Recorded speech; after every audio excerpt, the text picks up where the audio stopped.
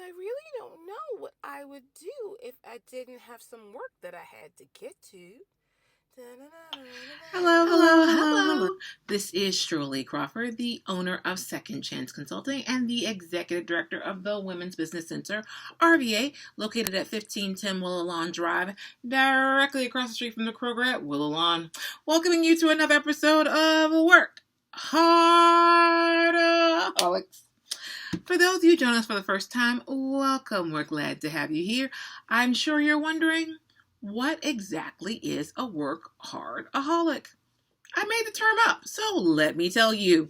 A work-hard-aholic is someone who is always doing something. We don't rest on our laurels. We don't just sit back and watch the world pass us by. We make things happen. We make the world turn. Okay, not exactly. That's kind of outside of our, human capabilities, but you get the gist of it. And for those of you returning, welcome back to your tribe.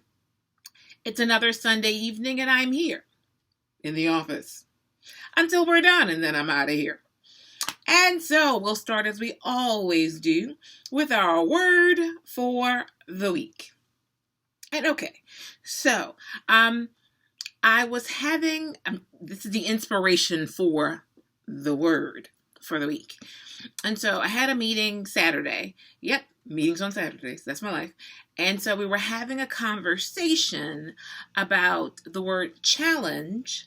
And she didn't give permission, so I can't say her name. But I'm just saying, at her organization, they have converted this word challenge to mean opportunity.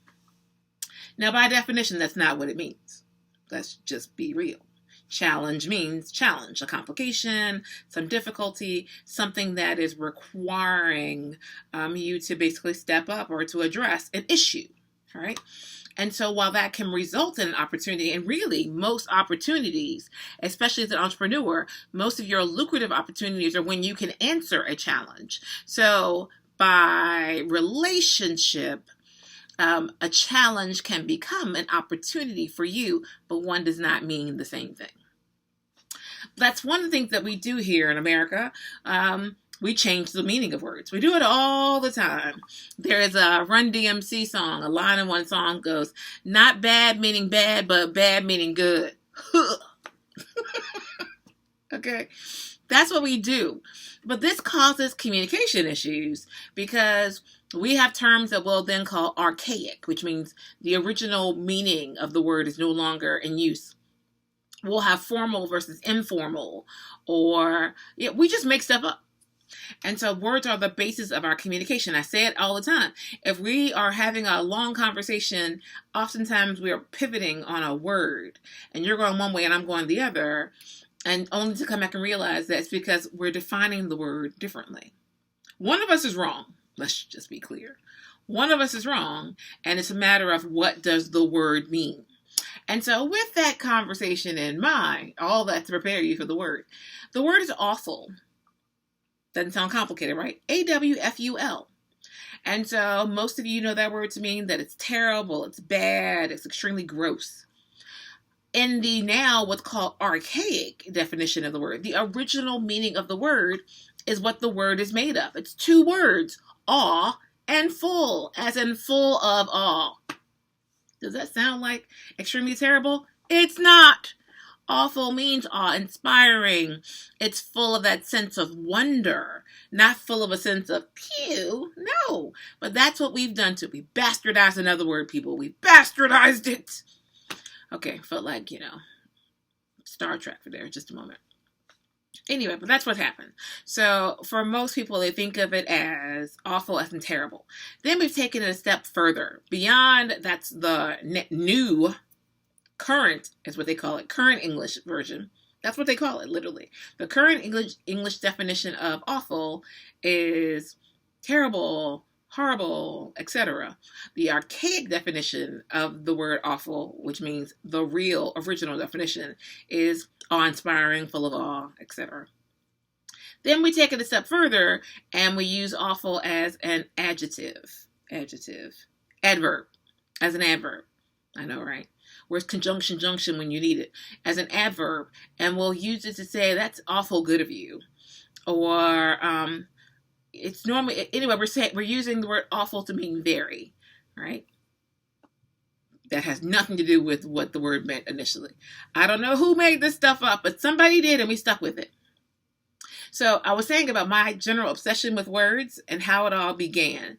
I've always loved words. I'm big on communication. I really am sometimes like, this is what you said to me. This is what I heard. This is what you meant. This is what you said. And so eons ago now, Beyonce, didn't think I was going there? I will. Beyonce had the song, I think it's a song, Bootylicious. Yeah, did you ever think you'd hear me say it? Well, yeah, Bootylicious. And so that's fine. Hey, whatever. Make up a word all the time. Have fun at it. Someone has to do it. But I was disgusted because it showed up in the dictionary. And so I was telling the students that I was working with at the time that you can't use this word in your papers because it's not a real word. It's a made up word unless you are referencing, her particular song or something. Then we do not use the adjective of bootylicious in a paper. My heart still breaks. And they were like, well, it's in the dictionary. I was like, it is not. I was wrong. It is, or at least it was.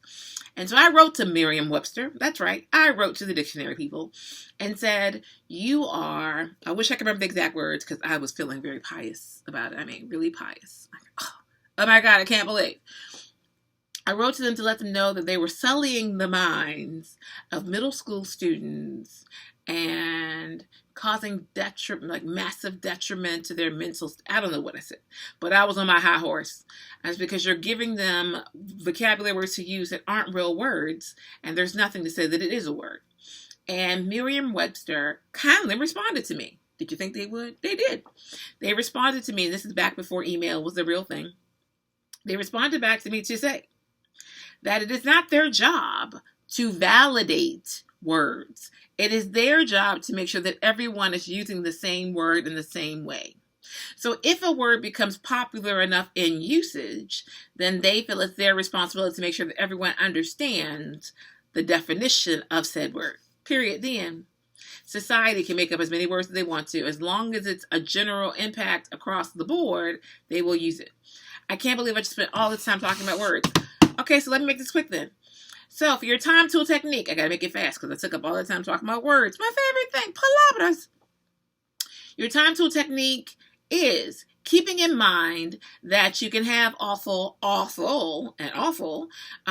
that you should follow up all conversations with an email, not a text, not even a phone call. Follow up all conversations with an email, especially professionally, because this gives someone an opportunity to read what you said. Oh, first of all, you're giving the conclusion of what you understood from the conversation. You're giving a summary. You're giving them a chance to review it. And by default, you're saying, hey, if you're not responding back to this, I'm assuming this is what we both heard in this conversation. Right? So instead of I just heard what you said, I saw it. You wrote it out and I read it. Please confirm that you got this message, etc. So that's a technique that will save you a lot of time and a lot of stress. All right, a book, your book it moment. It's called Say What You Mean, A Mindful Approach to Nonviolent Communication. And the premise of the book is that Sofer, believes that no one wants things to result in violence. But people, when they can't find another response, that's the one they go for. So he gives you some tips and tools on how to engage in conversation, thereby ensuring a more peaceful resolution. Okay, now I have no time left, so I'm going to tell you my work hard, play harder moment. Do I look relaxed? Even a little? I had time to green up my hair at least. I did have a moment for that. So I sent an email to the staff here and said on Tuesday afternoon, I left the office, Tuesday evening, because I was here late Tuesday. I left the office, left them a message and said, I'm not coming in tomorrow.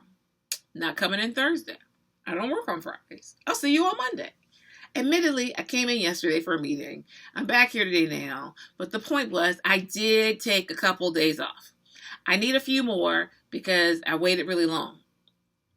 And so I went to the beach. I actually saw 6, count them, 1, 2, 3, 4, 5, 6 dolphins, which was amazing. They're just frolicking.